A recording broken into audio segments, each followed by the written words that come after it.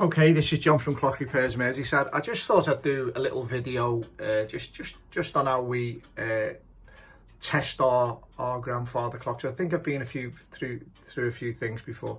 This is a really nice 30-hour clock. It probably dates, being honest with you, from about 1750s maybe. It's really nice. It's in really good condition. Obviously the dial has been refinished at some point, and being honest with you, they've done a fantastic job of it. Reason I'm showing you, hopefully the grandfather clock dial that I'm going to be doing a video on, video number 2, is going to be something like this. There's a thing about them really, some people say that sometimes you can overdo them and things like that, and I do agree with that, because I've seen a few, and I'm being honest with you, they really do look overdone. They're a bit too good, if you like, compared to everything else. What I try to do is I try to, if I possibly can, I sort of do a lot of other things first on the dial, and then I'll work on before the chaptering. Sorry, I do a lot of other things before I do the chaptering, and then I see how far I'm going to really go with the dial. I mean, obviously, when you're sanding it down, I mean, I've seen some people say, go to sort of 800 and stuff. I particularly go a bit further than that. 800 sandpaper, that is. I go a little bit further than that, because I like a better, smoother finish than that, if I'm honest. So I tend to go a little bit further than that. And it seems to work out well. Really, I'll be also going through some of the silver and powder and obviously the finishing products and things like that. So hopefully it'll be a really enjoyable video. As you can hear, obviously it's 8 o'clock. All my clocks are starting to strike and go off. Right, getting back to where I was going to be. Right, obviously you have seen this small workshop before. I'll just have a scan round and we test our clocks in here. Okay, it's easier for us to use use shelf brackets really, and sometimes, as you can see, we've got some chime bars on the back there, and we can put the clock movements up towards them on the shelf bracket. Gives us a bit of movement all around. We've got another set of chime bars there.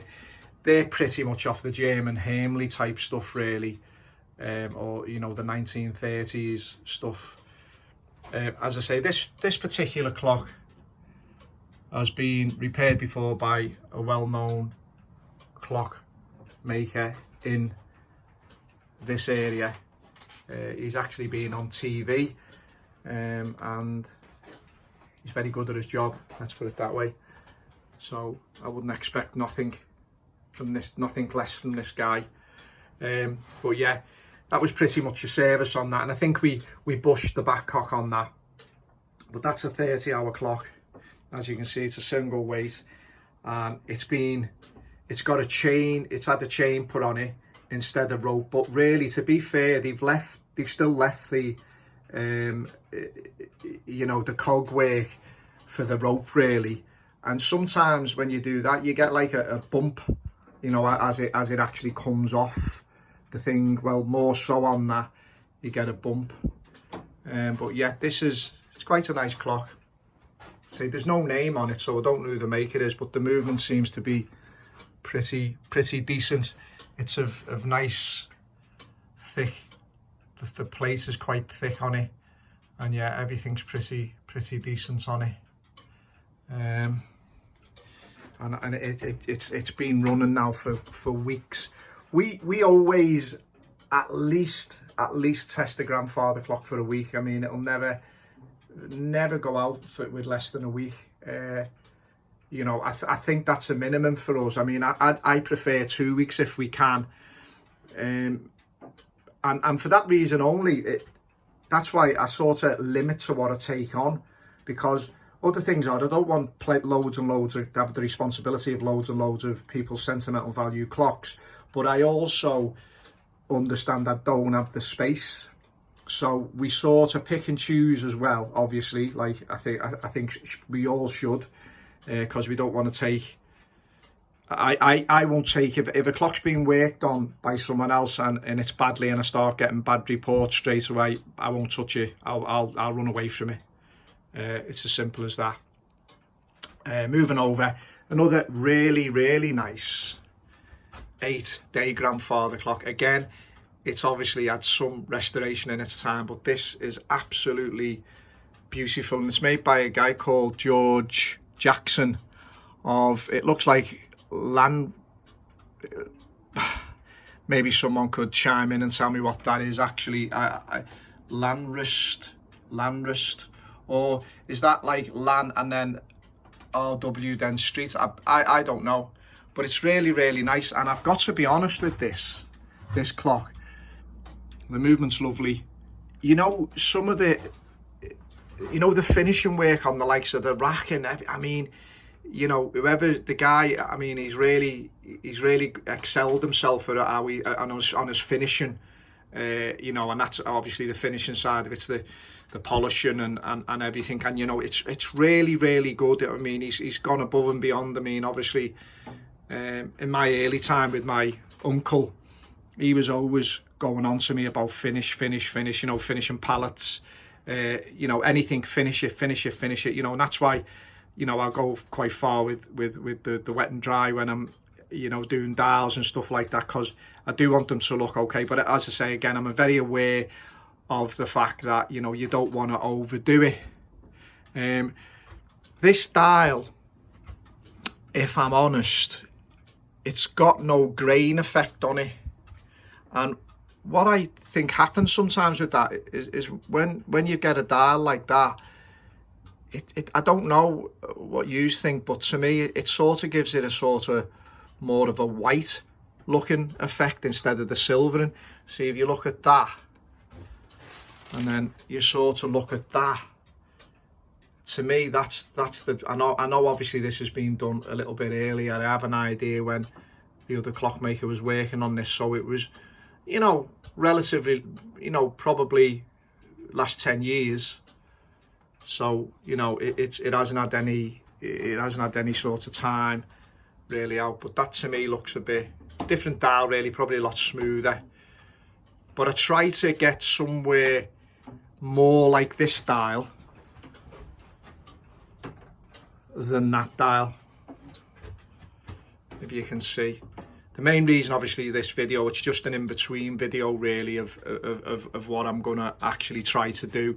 I'm going to try to, with my videos, I'm going to try to make them a bit more constructive. You know, instead of jumping about with them, I'm going to sort of lead into them all the time, you know, and build things up a bit that way.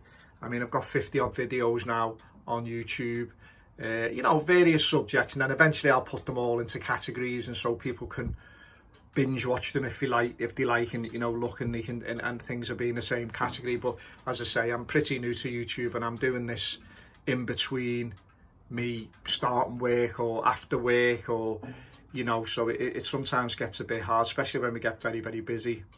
We're pretty much, for what's happening for us now from restoration points of view, we're pretty much, you know, we're probably turning out about 50 or so clocks a year now, because of obviously the way it is, because it's not where we're doing just servicing and everything. We're doing a lot of restoration now, on the cases as well, not necessarily the grandfather clock cases. We leave that to more specialists, but you know, more sympathetic things, you know, cleaning, little bit of woodwork, a little bit of veneer and stuff like that, but nothing really major. We just simply haven't got the time, or we're not equipped to do that. And you know, Steve is very good, but you know, if you let Steve, he would carry on with it all, but you know, it would detract from what we're doing with the mechanical side of the clock, so I can't really do that.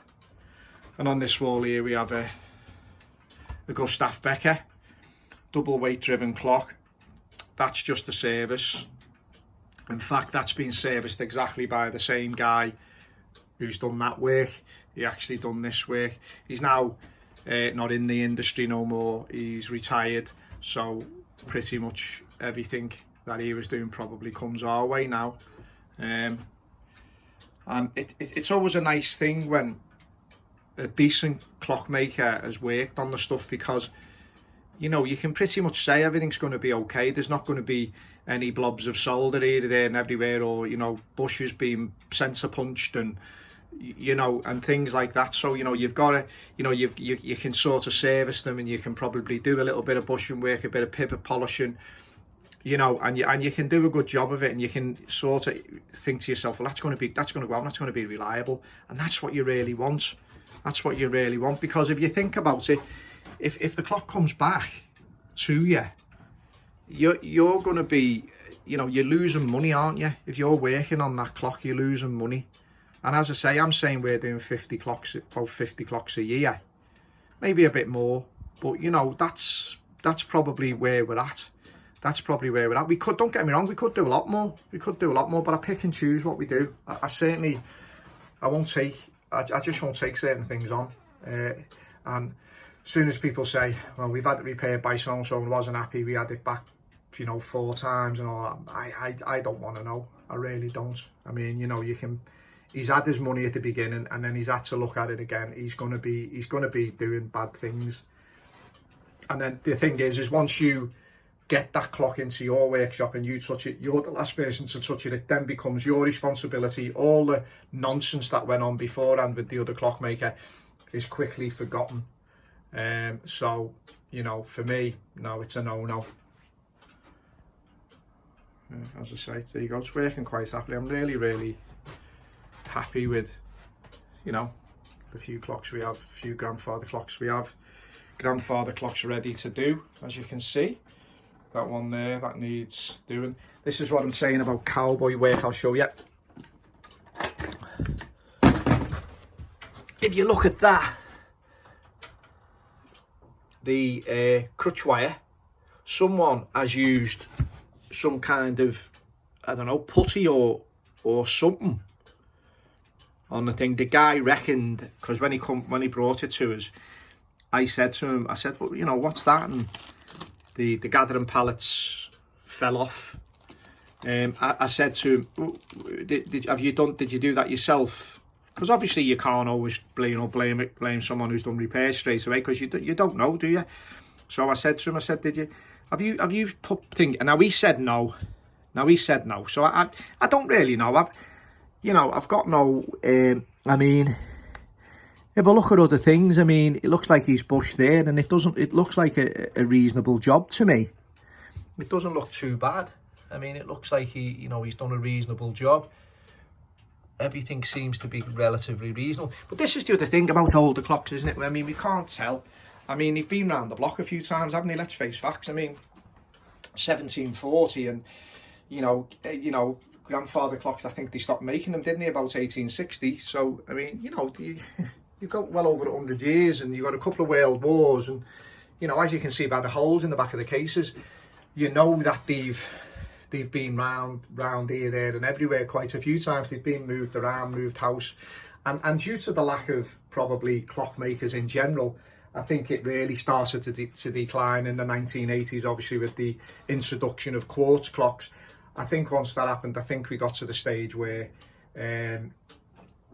you know, there was few and few, and so, you know, these clocks haven't been serviced for years and years and years, and then when someone's actually got them, someone's been having a little go, and you know, the little bit of knowledge is dangerous, as we say, and they do things and they're a bit rough, and then eventually at some point it comes to the likes of ourselves, who we've got a bit of experience, and then next minute we're left with loads of problems, because I simply won't leave things. If I feel, you know, it needs doing, and I look at it and it needs doing, it's going to get done. It's going to get done, and really, you know, I do charge accordingly. I mean, I'm not gonna lie. I'm not in this. I mean, I am in some parts of it for the love of it, but I'm certainly not in, you know, doing the restoration purely and simply for the love of it. You know, we can all be busy fools. So I basically require paying for what I do, and really, I'm not really. That's some of the reason why I'm getting away from the smaller mantle clock stuff and that, because there's no money in it really.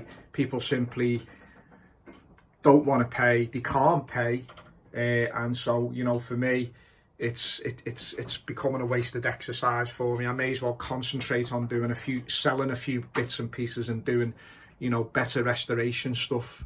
I think it's better for me anyway. It gives me, you know, a little bit more of a stand and towards where I want to be, because yeah, I think I've had enough of the 1950s mantle clocks and, you know, the Hamleys, and, you know, don't get me wrong, there's a lot of good ones about, but, you know, at the end of the day, I mean, you know, you're doing the amount of time it takes you to fix a Westminster chime clock, stripping it down, replacing the springs, doing any bushing work it needs, and everything. You know, you could have probably fixed 2 grandfather clocks. Really, you could have serviced 2 grandfather clocks. I mean, you know, it's too much. It's just too much. And then the cases are always rough on them. You know, the dials are always rough on them. You know, it just carries on. So I'm going to get to the point where literally they're going to be a no-no.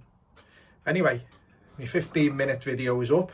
So this is John from Clock Repairs Merseyside. If you enjoy my videos, please give us a thumbs up and subscribe, and, you know, get notifications to when we're putting different things on. And if there's anything you'd like me to cover, you know, please let me know. Or if you want to give me any friendly criticism and advice, that's fine as well, because as I say, this is my way. I wouldn't say it's the best way. I wouldn't say it's the worst way, but, you know, there's different ways of doing things, different ways. I've seen some fantastic things and I've seen some rough things. Anyway, this is John from Clock Repairs Merseyside. You have a great day. Thank you.